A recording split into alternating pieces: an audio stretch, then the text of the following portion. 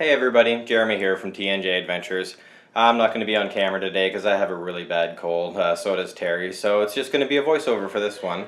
But since it's Saturday, I wanted to go ahead and show you guys what I do on a weekly basis for maintenance on the 75-gallon tank. What you see me doing here is I'm just kind of scrubbing the front glass for algae. I don't let it build up very much. I do this about 3 times a week. So it stays nice and clear. But I just got this scrub pad at the dollar store. It's got a handle on it, so it makes it really easy to clean that glass. I sped this up 400%, so it looks like I'm going quick, but I actually like to go nice and slow. It doesn't bother the fish, and they actually like to dart around my hands while I'm doing it. So once I get that all scrubbed up with the brush there, then I'm going to be putting some water in. I didn't bother showing you guys. I siphoned about 7 or 8 gallons out of this tank. So I prepped 2 5-gallon pails of water overnight. Both of them have Seachem Prime in them, which I'll show you in a minute here. And also one of them is going to be getting pH up because my water tends to be a little bit acidic. So I always, every time I do a batch of water, I put a little bit of pH up in it, and that seems to help as well. I also like to make sure that I pour the water in nice and slow. I don't want to disturb the fish while I'm doing this. It takes me a little while, hence again why I've sped everything up. As you can see here, this is where I'm putting the pH up in the second pail of water. I don't bother putting that in the night before. I just put that in because I want to dose the entire tank. So once I've got that all mixed up, I go ahead and pour most of the rest of this bucket in, and then I save some of it for the 10-gallon tank because I like putting some pH up in that as well. And like I said, I like to put both of the buckets of water downstairs for the night with air bubblers in them. And I also dose both of them with a couple drops of Seachem Prime, which you can see here. And it does a really good job of getting the chlorination and stuff out of it. The next thing I like to do is check both tanks with Tetra 5-in-1 Easy Strips. They're really easy to use. It's got a guide on the side that you can use to see how your water compares to what it tells you that the color should be. I never just do one tank, so if I'm doing maintenance on a tank and I'm using test strips, I just do both tanks. So as you can see, you dip it in the water for a couple seconds and let it soak into the pads on the strip. And then I'm going to pull it out and I'm going to hold it in some good light. And then I'm going to compare it to the colors on the side of the bottle. And as you can see here, my nitrites and nitrates are nice and low. My water is right in the middle between soft and hard. My alkalinity is maybe a little just above 0. And then it's quite acidic, as you can see as well, which is why I always put pH up in when I dose the water. So now I'm also going to check the 75-gallon tank with the same strips, obviously with a new strip. So I'm just going to take one out, or I'm going to try to take one out, but my big sausage fingers can't do it. Yep, thumbs up. Good job, Jeremy. Anyway, so I do eventually get a strip out, and I just do the same thing again. I'm going to dip it in the water for a few seconds, and all the fish think they're getting fed, so they're going to come over and see what's going on. It's not feeding time yet, guys. And I'm going to do the same thing again. I'm going to check my strip against the legend on the side of the bottle. So you guys can't probably see it all that well, but again, nitrates are right at 0. Water softness, hardness is right in the middle. Alkalinity in this tank is really low, and the acidity is not bad at all. So I'm just putting that pH up a little bit more on that one, and that should be good for there. Another thing I do weekly is change one section on each one of the AquaClear 70s on the back of the 75-gallon tank.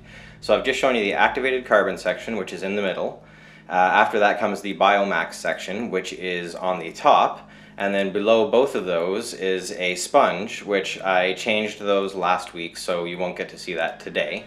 However, I am going to change the activated carbon and the biomax. So according to the box, the activated carbon absorbs odors, discoloration, and impurities. It improves water clarity, and it's premium research grade.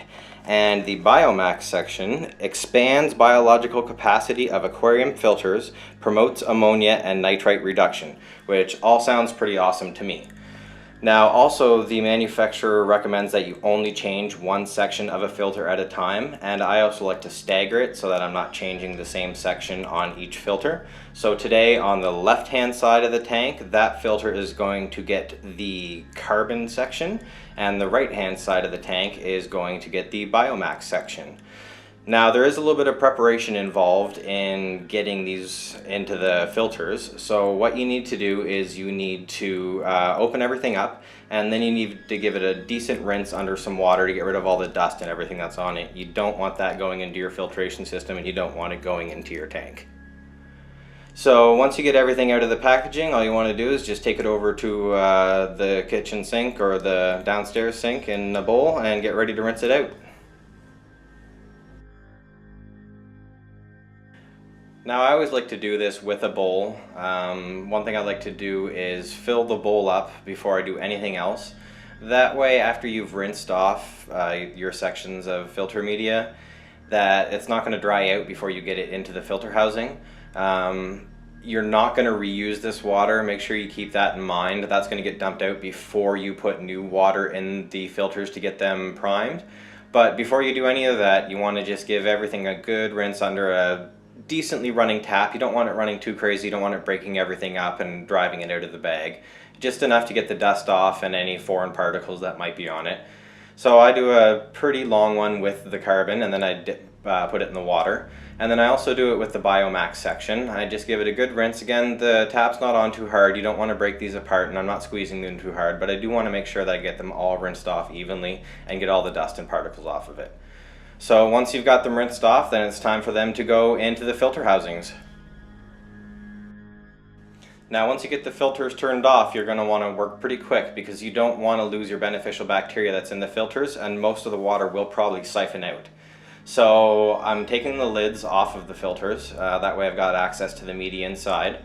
Now if I was changing the sponges, I'd be pulling the entire filter housing out of the inside of the filter, the big filter housing.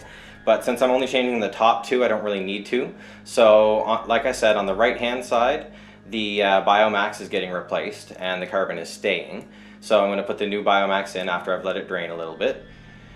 And then after that is going to be the carbon on the left hand side, although I'm keeping the biomax. I should have reminded myself before I filmed this because I almost go to put it in the... Nope, don't put it there, Jeremy. Okay, yeah, you're keeping that. There you go.